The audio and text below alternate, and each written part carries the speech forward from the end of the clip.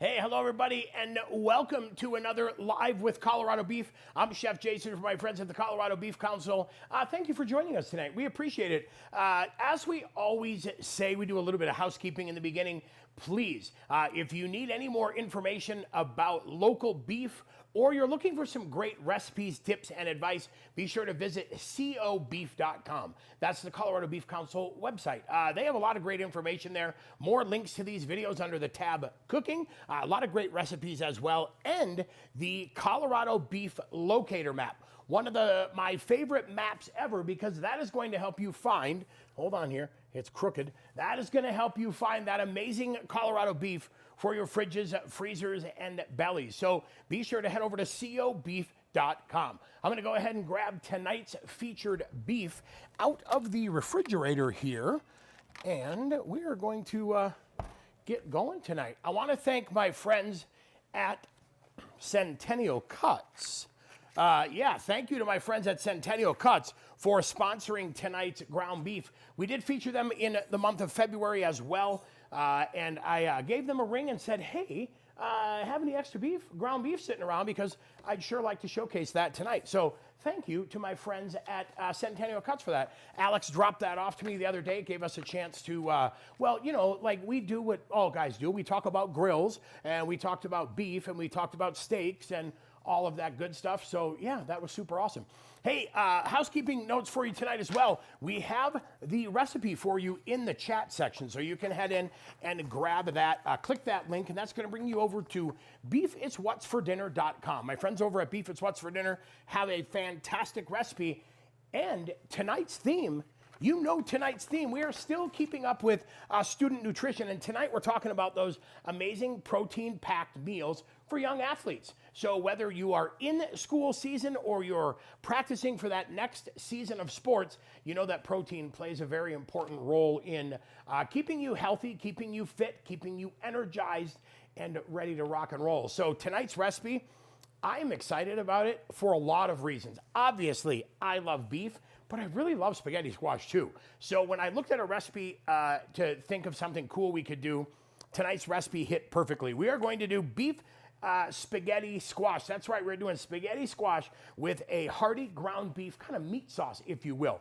And I've got a couple little tricks for you on how to make the meat sauce easier, and also I have a couple tricks on the spaghetti squash as well. So be sure to head down into the description section, grab today's recipe from my friends at beefitswhatsfordinner.com.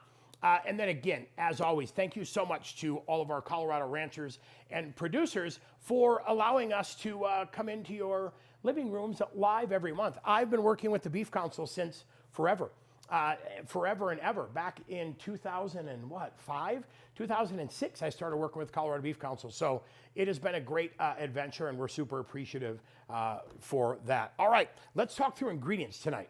Now I have, we're cooking in the studio tonight. I've got a carbon steel pan heating up and ready to go. I've got a lid here just to get things covered when we add the beef and the onions. I do have it preheating, so I wanted it to be hot and ready to go when we are ready to go. Super, super easy ingredients tonight. We have an onion, we have some red chili flake, we've got a little bit of garlic, we've got ground beef, super important because it's live with beef, right? And then we've got spaghetti squash. We're gonna show you how to prep that. Now, it also calls for some ground tomatoes, right? It calls for no salt added tomato sauce. It calls for some diced tomatoes as well, and a little bit of tomato paste. Absolutely wonderful. But guess what? I grabbed some marinara sauce, which is a great tomato sauce, at the local grocery store. I've got the no sugar added, and I also don't have any seasonings out here, right? As you can see, I don't have any salt, pepper, or any extra seasonings because I'm gonna use some sweetness out of the spaghetti squash to add some flavor. I've got onions and garlic that'll give you some sweet and savory, the amazing Colorado beef flavor, and then we're gonna pull everything we need out of that marinara sauce. So that's gonna be really nice. Now, obviously, you can finish this with some Parmesan. That will give you a little bit of salt, give you a little bit of cheese finish to it. That'll work out wonderful. Or you can always add a little bit of pepper to it to give you some spice, and a little bit of salt if you need to round it out. But I'm telling you, think we're gonna be in a really good place tonight. So very light and easy, and we are doing a chef hack tonight because I know you're busy, and this tomato sauce is going to come in super, super handy. So we're gonna put that over to the side. We're gonna put the squeeze tube garlic. Hey, one of my favorite garlics out there is squeeze tube garlic, because if you are a hand sleeper at night and you chop garlic for dinner, you're going to smell garlic no matter how many times you wash your hands. And I would prefer to not smell garlic while I'm sleeping because it will help me not sleep. So we'll put the squeeze tube garlic over there. We've got some red pepper flakes, onion, and let's talk a little bit about the spaghetti squash first. So very, very important when you are getting ready to prep your spaghetti squash. Make sure you have a sharp knife. That's going to be important, but also make sure that your knife is long enough, right? You want to make sure that it's long enough so that when it comes time to cut down through that spaghetti squash, if you turn it sideways, look at that. You've got more than enough room to kind of carefully wiggle that knife down both sides. So what I did was I carefully split this in half. On a cutting board, I made sure there was a towel under the cutting board so nothing slid around. And once I got it split in half, very easily, I just kept that wrapped. So in between when I made my first batch and this one, I wanted to make sure it stayed nice. So it's hilarious because it literally smells like pumpkins when you start scooping it out because, of course, squash, right? So I'm going to take all the seeds and the seed pod out. Now, there is a membrane-y part in there before you get into the thick part, and you'll see it's a little bit darker yellow. I want to scrape out all the darker yellow until I get to the bright yellow or light yellow. So we'll go through here, and you can maybe hear that a little bit. You'll hear some crunching as you kind of get through there, but that's okay. I just want to make sure I get all of those seeds out and then get that entire seed pod area out because I don't want it to be squishy in here, and sometimes if you leave some of that in, it gets a little weird. So we'll go ahead and just scoop that out. You can hear them just getting in there, getting all that stuff out. You basically will scoop it deep enough so that you can start to see the spaghetti, right? If you look in that squash, you can start to see some of those thin strands of the spaghetti squash. So what we'll do now is I will usually take this and hit it with a little bit of oil, just drizzle a little bit of oil on there, and then put it face down onto a cooking sheet pan, and then into my oven. Now, I'm going to bake it at 350 degrees until when I push down on it, it starts to squish down.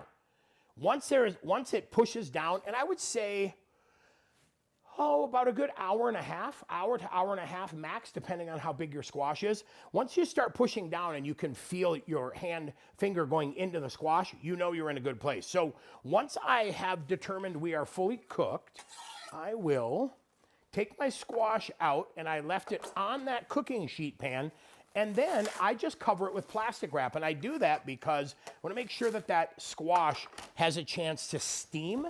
And by steaming itself, retaining all that moisture and steaming itself, I know that it is going to help release the spaghetti strands. So we'll go ahead and get in here, and let's get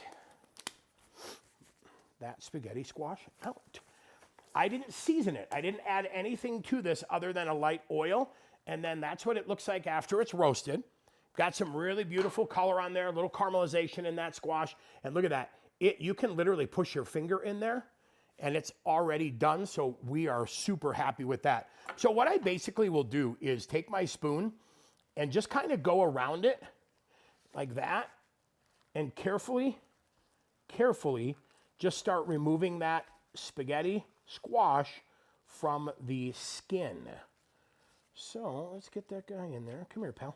Make sure you don't get any little pieces of skin in there.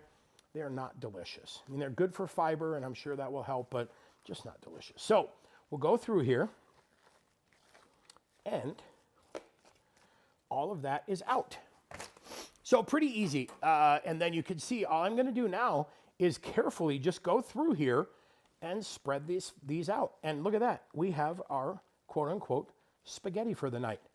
It's like that. Remember back years ago, it was the stealth health, where everybody was trying to sneak vegetables and things in there. And, we all fought it, right? We all were like, no way, don't do that. But I'll tell you what, now we're all like, yeah, I like that. That's kind of a fun idea. Zucchini noodles, who came up with that? So go ahead and get this shredded. like so, and we're done. That's it.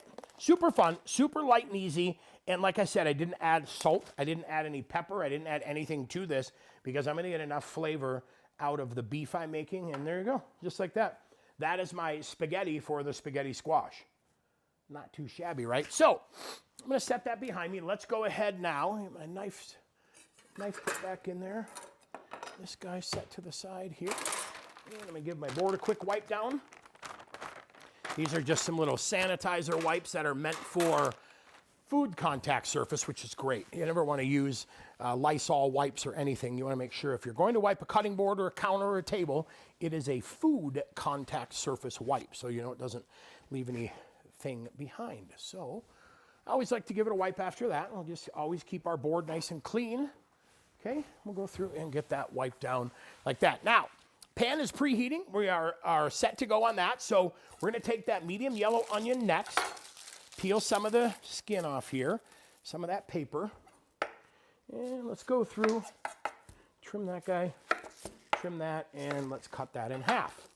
Keep the board nice and clean. Hey, don't forget too, if you have any questions or comments, you can always leave those in the chat section.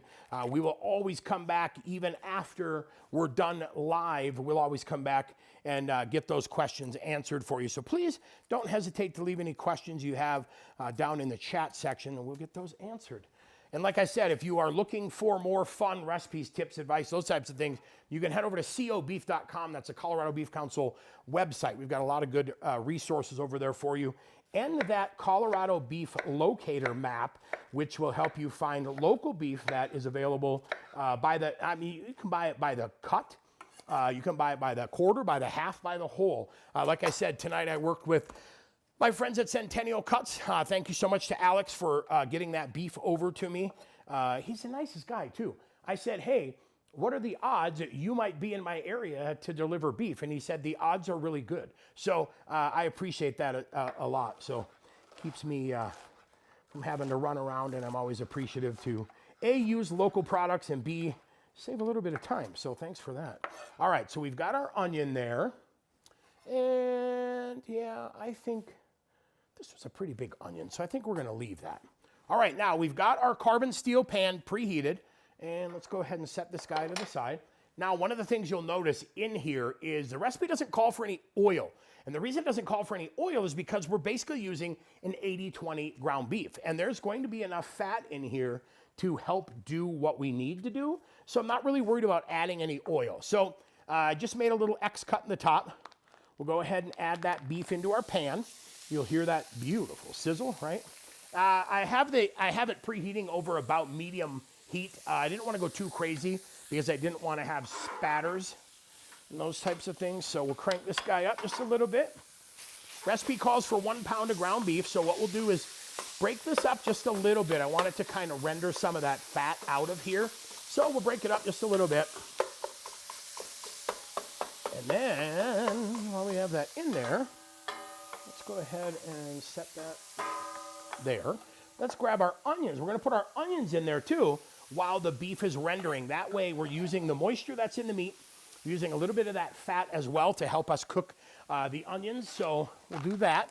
Save ourselves a little bit of oil, save ourselves a little bit of time as well. And then I do have a cover here.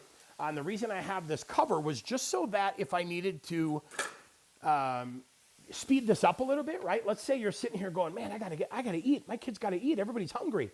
You can cover it, and that will help keep in some of the moisture, which will then steam cook a little bit faster for you, which is a great time saver. There's like that one little chunk of onion right there. I got it. All right. So get this broken up a little bit more. It's starting to render the fat off, which is fantastic. That's what we're looking for. I'm scraping along the bottom. It's one of my favorite carbon steel pans. They just work really nice, nice and thin. And I'll tell you the cool thing, they heat up super fast and they retain their heat pretty well. And they're just durable. All right, recipe calls for a tablespoon of minced garlic. So anytime that you're using squeeze tube garlic, it is 1-to-1. If it asks for a clove, it's a tablespoon. So we'll add our tablespoon in there.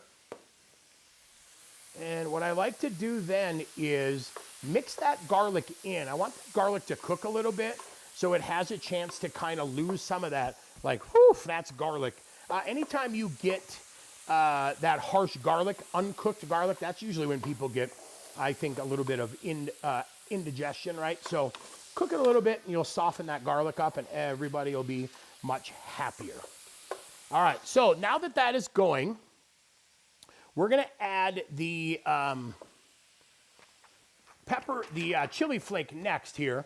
It says stir in the tomato sauce, but I'm gonna go ahead and add a little bit of the chili flake. How much or how little you add will definitely be determined by you. One of the things to be careful of, you can always add more, you can't take it away. So if you go, what do they say? If you go ham, if you go crazy and add a whole bunch of these in there, it's really hard to pick them out one by one. So I wanna add just a little bit in the beginning and let them kind of bloom or kind of open up. So we'll do that.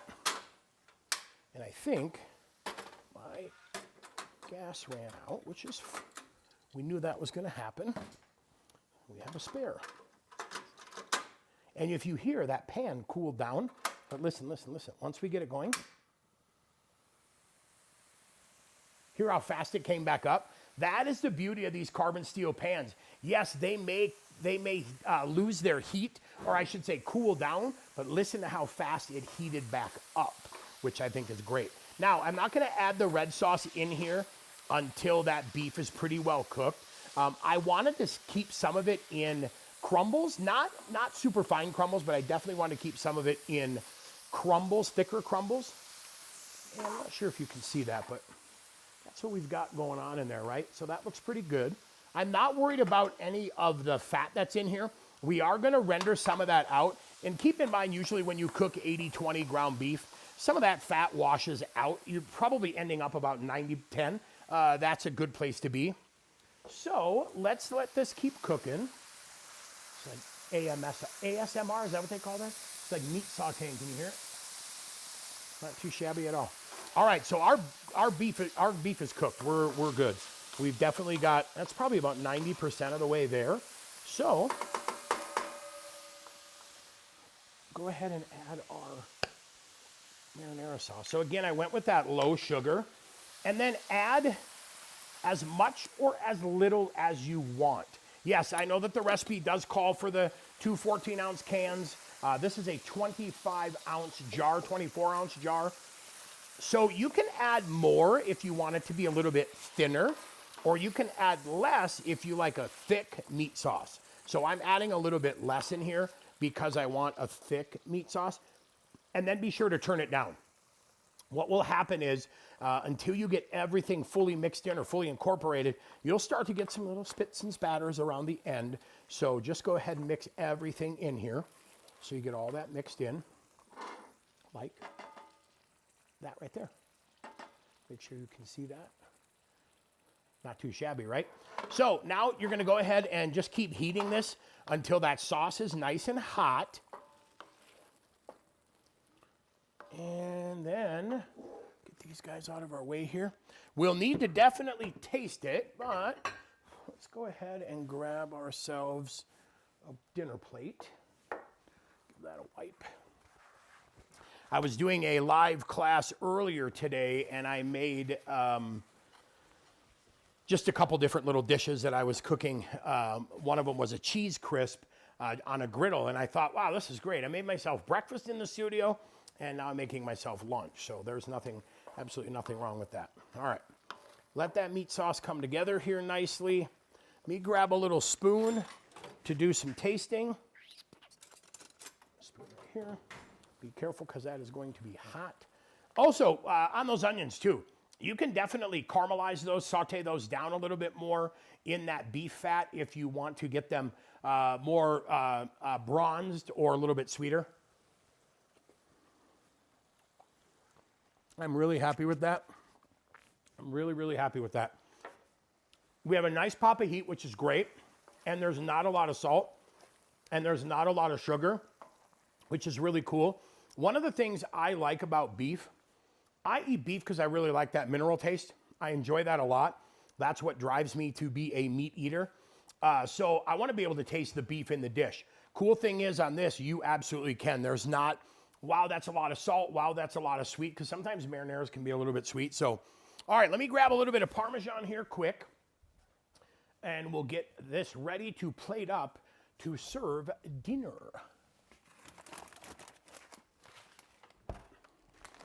And then the nice thing, like I said, is that Parmesan is going to be that little finish for you. And I went with a pretty finely shredded Parmesan. I wanted it to be finely shredded so that it almost kind of melts down into the dish, which is great. So, all right, we're going to go ahead and turn that off. We've got our spaghetti squash right here. That's set. I'll put that guy right there for a minute. Oh, you know what? We'll use that. That just had squash in it, but I think we're going to use it anyways. All right. So let me grab a glove quick. Actually, grab a pair of tongs. So we've got our spaghetti squash done. Like I said, I didn't season it. This was just roasted in the oven. You can absolutely roast this on a grill. You could definitely do it in a pellet grill, in a smoker, whatever you have, and then get this ready for a nice little portion. Now, a couple ways you can do it. I like to make a little bed like that. All right. Then, that guy out of there. My wife was here in the studio today, or in the warehouse with me today, and I forget if she said that I should bring this home for dinner or not, but let's hope it makes it. Then put a nice serving on top, like that. I'm not unhappy with this at all. It smells absolutely incredible. There is your finish of salt if you need it. And that right there is a super fast and easy dish. Now, the cool thing about this too is this is also great for that cook once, eat twice, because that spaghetti squash will store great in a food container. It'll go great in a Ziploc bag if you want. That meat sauce will store great separately in its own food container. And then within about 2 days, I would suggest that this is all gone. But talk about great, right? This is your dish for tonight that you serve to your family for dinner. Obviously, if there's more people eating, double it or triple it. But that is a great portion right there. Gets your student fed, gets a lot of protein, and you snuck in some vegetables too. Nice job. So, hey, once again, my name is Chef Jason. Thank you so much to my friends at the Colorado Beef Council for allowing us to do these every month. We appreciate it. And be sure to head over to cobeef.com. That is the Colorado Beef Council website. Under the cooking tab, you'll find a ton of resources, recipes, videos, tips, all of those things. And you'll also find the link over there for student nutrition. That's right. There's a great link over there for student nutrition to help you really feed the student athlete at your house. And then don't forget, like I said, tonight's beef was for my friends at Centennial Cuts. So don't forget to head over to cobeef.com and find our Colorado beef locator map. That'll help you find Colorado beef for your fridge, freezer, and belly. So stay tuned, because coming up next month, we've got more beefy, amazing, wonderful things for you here in the studio kitchen featuring Colorado beef. That's right. So I think we're going to feature another rancher next month. We love to showcase our local ranchers, so stay tuned for that. And it's April. Things are starting to warm up, and I do believe we're going to get you in tune for grilling season. So I don't know what we'll do, but that flat iron steak does sound pretty delicious as well, right? So, hey, once again, thanks so much for hanging out with us. We appreciate it. Stay tuned, because coming up next month, April, a lot of cool stuff coming for you. So cheers and happy cooking.